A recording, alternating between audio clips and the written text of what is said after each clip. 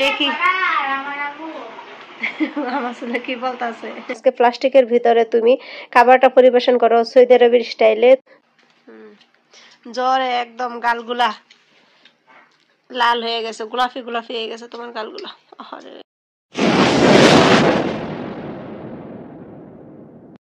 বিসমিল্লাহির রহমানির রহিম। Hello guys, আসসালামু আলাইকুম। কেমন আছো তোমরা? আশা করি সবাই ভালো আছো। আল্লাহর রহমতে তোমাদের দোয়া ভালোবাসা আমিও ভালো আছি আলহামদুলিল্লাহ। দূর দূরান্ত দেশ বিদেশ যে যেখান থেকে আমার ভিডিওটি দেখতেছো, দোয়া করি আল্লাহ পাক রব্বুল আলামিন তোমাদের সবাইকে ভালো রাখুক, সুস্থ রাখুক, আমিন। তো ভিডিও শুরুতে তোমাদেরকে দেখাচ্ছে এখানে আব্দুর রহমানের বাবা রেস্টুরেন্ট থেকে খাবার নিয়ে আসছে। এখানে নিয়ে আসছে বিরিয়ানি আর হচ্ছে মুরগি। তো এর সাথে দিয়েছে হচ্ছে পায়েস, এই যে গোলাপি কালারের দুইটা বক্সে বাটির ভিতরে করে, এই দুইটা কিন্তু পায়েস ছিল, সাথে ছিল সালাদ। তো আমি হচ্ছে ডিম সিদ্ধ করেছিলাম। তো আব্দুর রহমানের বাবা হচ্ছে খাবারটাকে পরিবেশন করতেছে ডিম দিয়ে। আর হচ্ছে ও 7 আপ নিয়ে আসছে দোকান থেকে। এখানে আমি মালটা কেটে রেখেছিলাম।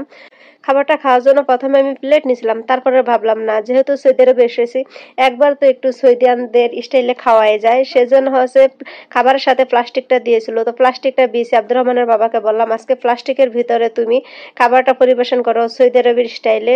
সৌদি লোকেরা কি করে 5-6 জন একসাথে মিলে হচ্ছে এভাবে খাবার পরিবেশন করে খায়। রাখো না, মাছগুলো ধরো না। দেখো দেখো, ডিসকাউন্টে মাছ পেয়ে বস্তা ভরা মাছ নিয়ে আসছে।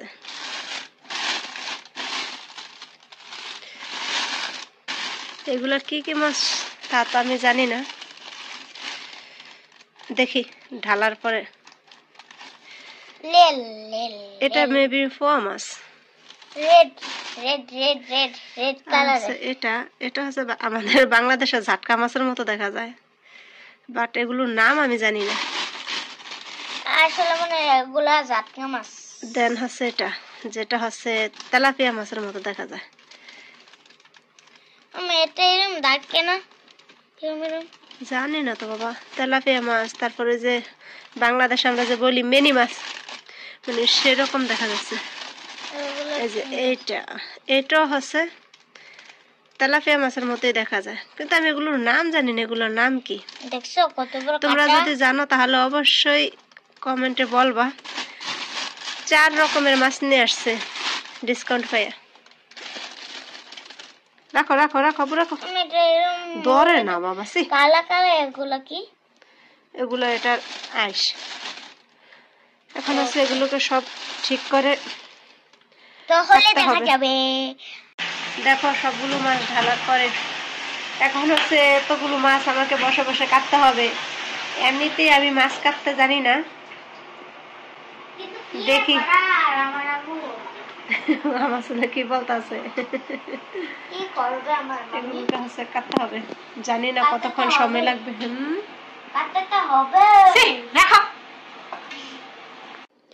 এখন হচ্ছে মাছ কাটার জন্য আমি একটা কেচি নিছি।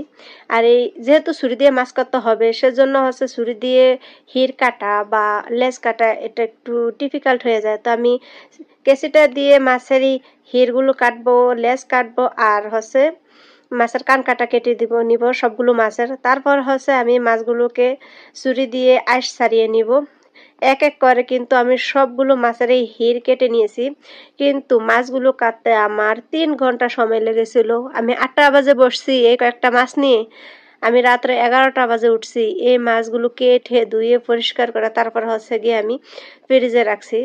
আমি মাছ কাটতে জানি না, তাছাড়া কেচি দিয়ে আর ছুরি দিয়ে মাছ কাটা তাহলে হয়তো আর একটু তাড়াতাড়ি হয়ে যেত। আর যেহেতু এতগুলো মাছ আমি নিজে একজনই কাটছি, সেজন্য আমার অনেকটাই সময় লেগে গেছিল। তো এখানে তো আমার ছেলের ফাঁকনা ফাঁকনা কথা, ও তো বলতেই আছে আমু তুমি ভাবিরে নিয়ে আসো, ভাবি তোমাকে হেল্প করবে। ভাবি বলতে আমার বড় বোনের ছেলের বউ, যাকে আমার ছেলে খুব পছন্দ করে।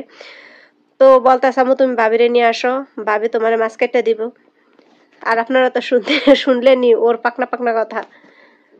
আলহামদুলিল্লাহ। তো আমার ছেলেটার হচ্ছে প্রচন্ড জ্বর। ওরে বলতেছি যে মাছগুলো তুমি ধরো না, না ও ধরবেই। যে অভ্যাসটা মানে আমাদের ছোটবেলাও আমরা এরকম করতাম, মা যদি মাছ কাটতো তাহলে মাছ নিয়ে খেলা করতাম, দুষ্টামি করতাম। ও হচ্ছে এরকমই করতেছে। ওর এগুলা দেখে কিন্তু আমার ছোটবেলার কথা মনে পড়ে গেছে, কিন্তু মনে পড়লে লাভ কি? এখন তো আমি ওকে শাসন করতেছি যে ধরো না, মাছ ধরা ভালো না, হাতে ব্যাড স্মেল লাগবে। মানে এগুলো বলে তো আমি শাসন করতেই আছি। আমি কথা বলতে গিয়ে আমার গলাটা একটু বেজে যায়। সৌদি আরবে আসার পর মা ছেলের জ্বর ঠান্ডা কোনো কমতেছেই না। সৌদি আরব আসার পর থেকে এখন পর্যন্ত এই একটা অসুখই আমাদের মানে বেশি যন্ত্রণা ভোগ করতে হইতেছে। আমার মনে হয় জন্মের পর এত জ্বরের ওষুধ খাই নাই আমি। সৌদি আরবে আসার পর যত ওষুধ খাইছি, মানে শুধু ঠান্ডা আর জ্বরের জন্য। এখানকার আবহাওয়াটা তো আমাদেরকে সহ্যই হচ্ছে না। সৌদি আরবে এসেছি হচ্ছে আমরা গরমের সিজনে। তো তখন আমি ভাবতাম যে কখন শীতকাল আসবে, হয়তো শীতকাল আসলে জ্বর ঠান্ডা থেকে একটু মুক্তি পাবো। এখন হয়তো গরমের সিজন, সেজন্য সারাক্ষণ এসি চলতেছে রুমের ভিতরে। আর আজকা হঠাৎ করে এসির বাতাসটা আমাদের শরীরের জন্য ভালো না। তখন শুধু এটাই ভাবতাম যে শীতকাল আসলে হয়তো একটু ঠান্ডাটা কমে যাবে বা শরীরটা ভালো থাকবে। কিন্তু এখন দেখতেছি মানে গরমের চেয়েও শীতকাল আমাদেরকে ঠান্ডা জ্বরে বেশি এফেক্ট করতেছে। এটা অনেকেরই হয়। প্রথম প্রথম যারা প্রবাসে আসে, পুরুষ হোক বা মহিলা হোক, সবারই কিন্তু ঠান্ডা জ্বরটা ফেস করতে হয়। কিন্তু আমরা এতদিন হয়েছে এখানে চলে আসছি, মানে 8 মাস হয়ে গেছে, তারপরেও কিন্তু এখনো আমাদের এখানকার আবহাওয়াটা সহ্য হচ্ছে না। বাবা, আমার ছেলেটার হচ্ছে জ্বর, আর হচ্ছে সেজন্য হচ্ছে একটা স্ট্রবেরি কাইটটা একটু হালকা লবণ দিয়ে দিছি খাওয়ার জন্য। স্ট্রবেরিটা একটু টক টক। ও জ্বরের কারণে ওর আব্বু আছে 5 বক্স মানে 5 প্যাকেট স্ট্রবেরি নিয়ে আসছে ছেলেরে লবণ দিয়ে দেওয়ার জন্য, কেটে কেটে খাওয়ার জন্য, একটু টক টক। অলরেডি ওর আব্বু একটা ওরে দিয়ে গেছে, আর ও খাইতে আছে। আর এখানে নিয়ে আসতে হচ্ছে টোস্ট বিস্কুট চা দিয়ে খাওয়ার জন্য, চিনি ছাড়া টোস্ট। চিনি ছাড়া টোস্টটা কিন্তু খুবই ভালো লাগে চা দিয়ে খেতে। আর এটা হচ্ছে মিষ্টি বিস্কুট। বাবা, তোমার জন্য কুকিজ নিয়ে আসছে। এই দেখো, তোমার জন্য এখানে 2 পিস কেক নিয়ে আসছে, তুমি খাইতে দেখছো? খুশি? তাহলে একটা স্মাইল। জ্বরে একদম গালগুলা লাল হয়ে গেছে, গোলাপি গোলাপি হয়ে গেছে তোমার গালগুলা। আরে ময়নাটা আমার। তা আমি হচ্ছে এগুলোকে সুন্দর করে বক্সে ভরে রাখলাম। এখান থেকে বের করে একটা একটা করে খাবো। এই যে অলরেডি খাওয়া শুরু করে দিছে।